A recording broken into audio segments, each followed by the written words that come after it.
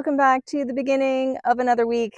It's week 22 and we're finally back to like normal temperatures. This last week has been brutal. I spent a lot of the week just watering and make sure that things weren't dying on me.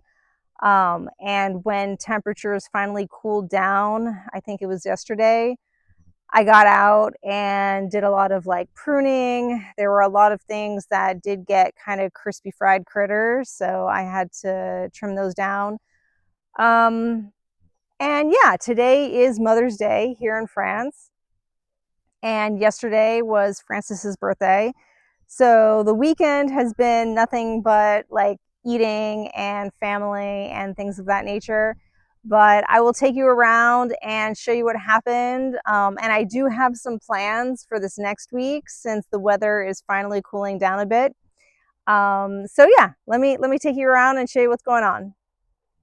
Okay, so up in the garden, it is nice and cool. We actually had some rain. I mean, very light rain yesterday, but much needed rain.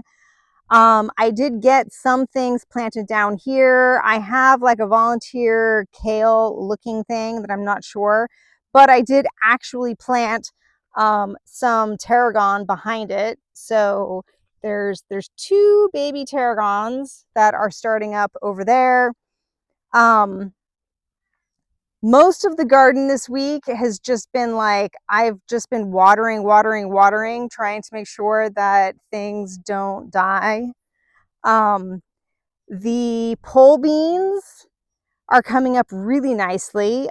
These ones pretty much had 100% germination. I would say those ones probably had like 50% germination. So you win some, you lose some. The chickens did help themselves to the ones like way over there because they just reach their necks through and go ahead and help themselves to whatever's growing there. Thankfully, they haven't found those two yet, but I'm sure it's just a matter of time. We have been getting some raspberries. So in the chicken area, I have raspberries like by the fence. I have raspberries under all these obelisks. And I have some raspberries in the garden things up there. So we have been picking some raspberries. I think I showed you the aprium. We had one aprium that did fruit and it fell, so we ate it. For me, it still tasted mostly like a plum. So despite the fact that apricots don't do well in this area, I'm going to try to plant apricots and we'll just see what happens. The beets, the radishes, lettuce are doing well. The bolted lettuce over there, I've been giving to the chickens as treats. My horseradish that was looking really, really bad perked up nicely. However, you can see that the weather that we got like really crispy fried some of the leaves. But it's not bad. I mean, they'll recover.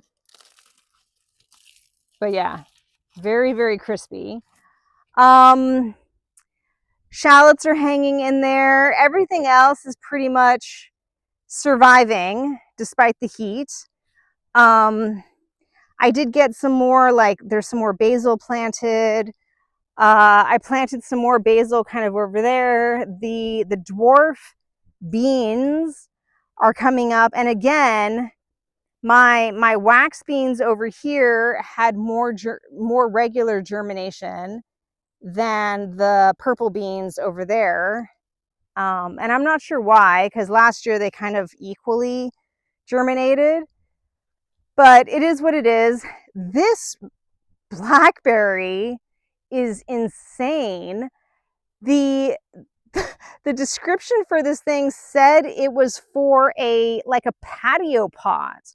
And I know I didn't plant it in a patio pot, like I planted it in these raised beds, but like it's giant.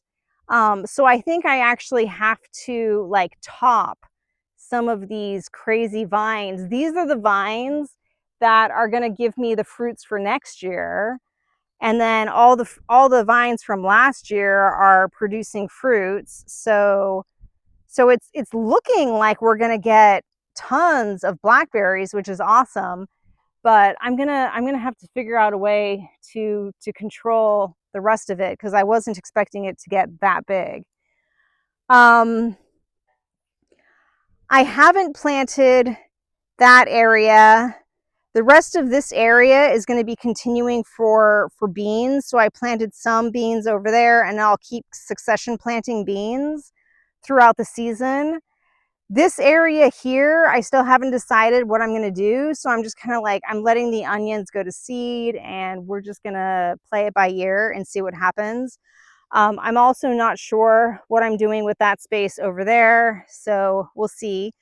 But the ratatouille bed is doing pretty good. So the tomatoes are doing well. Peppers have some flowers. So I don't know which ones are which, but we have some flowers happening on the peppers. Honestly, I don't know if the aubergines were big enough to actually fruit this year. We're going to find out. They're a pretty decent size when I compare them to what's available in the shops. So I'm hoping that they do actually fruit. But again, we'll see. I did trim down all of my calendula here. Well, most of my calendula here because it got totally toasted in the heat wave. So everything was kind of crispy fried critter. We're getting some snow peas. So all of these, I need to go ahead and pull them off and harvest them. So maybe we'll have some sort of like stir fry or something later because I got lots of peas happening there. Again, I don't know what these brassicas are. I planted them when I didn't have my labeler, so they didn't get labeled, and none of these got labeled as either, but some of these I did keep the little tag, so I'm going to go through and try to find the little tag and label them this week. That's all my things to do. Other things that happened, I replaced my cucumbers. So I actually bought these from the shop. The ones that I had previously gotten online didn't really make it, and I just figured it was better to start over. So I've started over with ones from the shop. The idea is that I'm using these spirals to let them grow up, and then I'll probably put stakes horizontally to give them another place to cling onto, and then basically they'll just produce their cucumbers on a wall here. So we'll see what happens. This is my first year really trying to grow cucumbers. My arugula is all going to seed, but we're still picking the greens and eating them because we like them. These lettuces are also starting to bolt, so they've created like nice little heads, but some of them are starting to get loosey-goosey. And again, like this is my first year planting lettuce, and I didn't actually realize just how easy it was to grow. So I've just been like putting it everywhere, and we have way too much lettuce for the two of us based on like what we eat. So I'll have to adjust that. Out in the orchard, I have some carnations coming in. Those are really pretty, and my daylilies are pretty. But you'll see that I did get around to finally trimming all of my Balking 14. So I didn't cut it back completely, but I did cut off all the flowers. It does grow back super fast. So like this one's already going back to flower. And what's nice is that I just chop and drop it. So I cut it, I put it next to the base of the tree, and then it really rapidly basically turns into mulch. So there's a big pile there. There's a pile by every single one of the trees going down. And in a couple of weeks, these things will be back to their full glory of like flowers and everything. So I'm not worried. My lupins are growing faster than I expected and taller than I expected. Again, this is my first year growing these things, but like you can see, this one has completely fallen over. So I probably need to go around and stake them, but all the way down here, I have plenty. And then I need to work on staking up my kiwis as well. And some of these are much more upright than others. So I'll probably go through and kind of pick and choose which ones I stake and which ones I don't. But let me take you over to the grapevines and we'll see what's happening over there. Down in the grapevine area, we have the northern shade pots that are doing well. All of my cilantro is now bolting. No surprise, because it got really, really hot. I do need to get out and mow the lawn again. It's probably at, I think it's been a month, and it's definitely to a point where I don't want it to get much taller than this before I mow it. Because I think it'll be a lot easier to mow it at this height than it was the first time I tried it. My stakes came in, so I've gone ahead and staked up at least some of the vines. This is one of the more robust ones. It did have fruits, but it had aborted its fruits, and I actually read that that's common, so I actually just chopped off all of its fruits so it can focus on root development and this main trunk.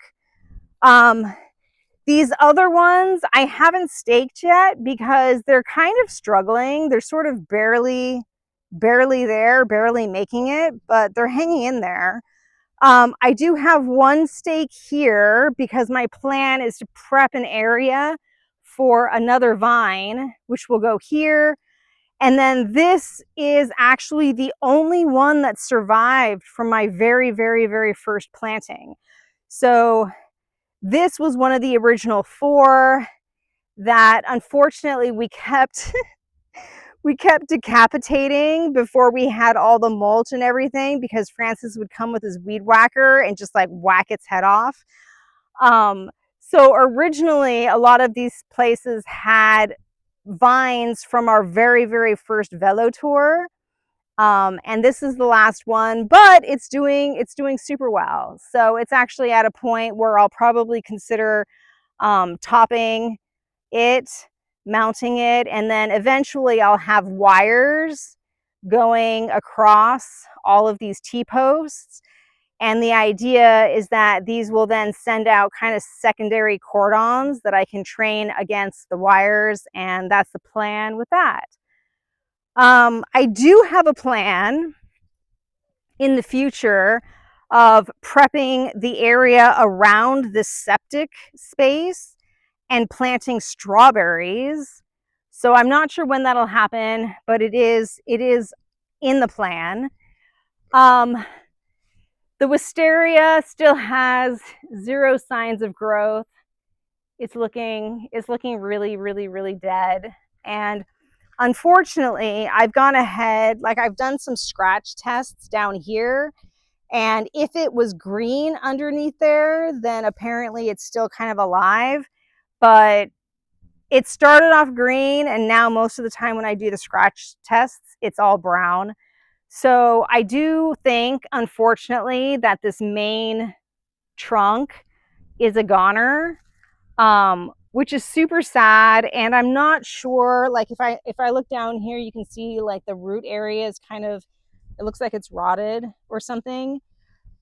So I'm not going to rush into it, but I do think sooner rather than later, I probably will end up basically removing all of this all the way down to these new suckers.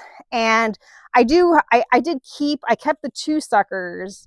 And I think what my plan is to go ahead and grow the 2 suckers up this corner.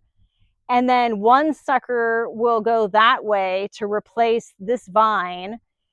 And then I think I'm deciding whether the other sucker is going to go along this north side, or if I'm actually going to consider growing the other sucker up and then potentially mounting an arch here and then having the other wisteria sucker grow on the arch.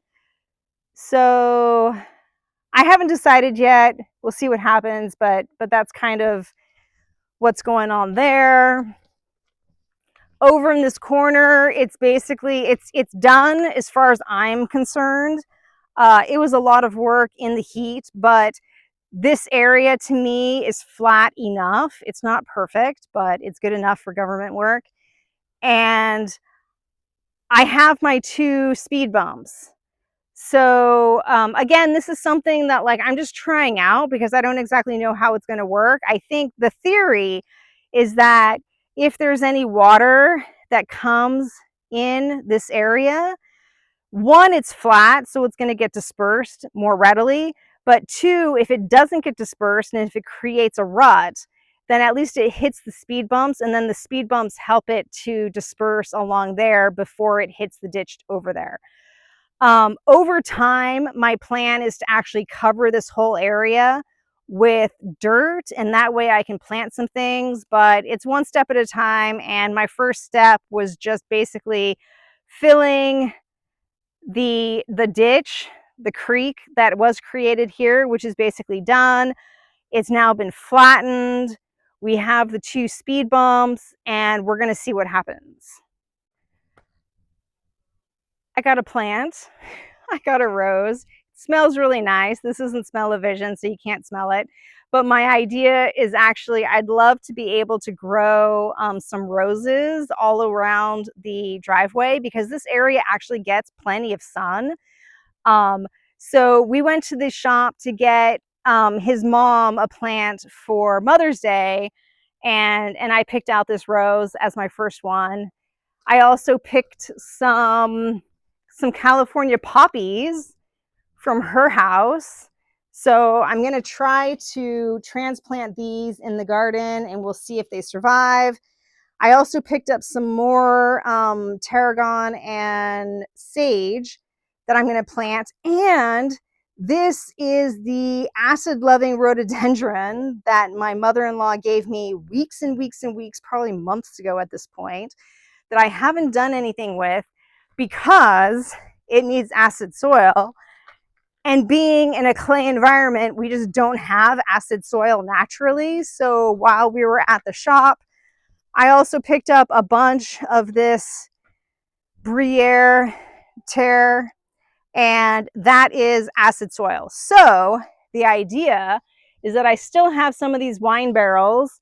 I'm planning on cutting it in half, drilling a bunch of holes in the bottom, and I'm actually going to mount, well, I'm going to position the wine barrel here as level as I can, fill it with these bags of dirt, and the rhododendron's going to go here because this is the area that it gets some sun, but not a lot of sun. And I think the rhododendron will be the happiest there.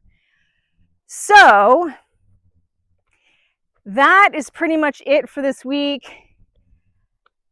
It's not super pretty today, but I will leave you with the girls. They're down there. They want treats. But anyway, that is it for today. I hope you had a good one, and I'll see you next week. Bye.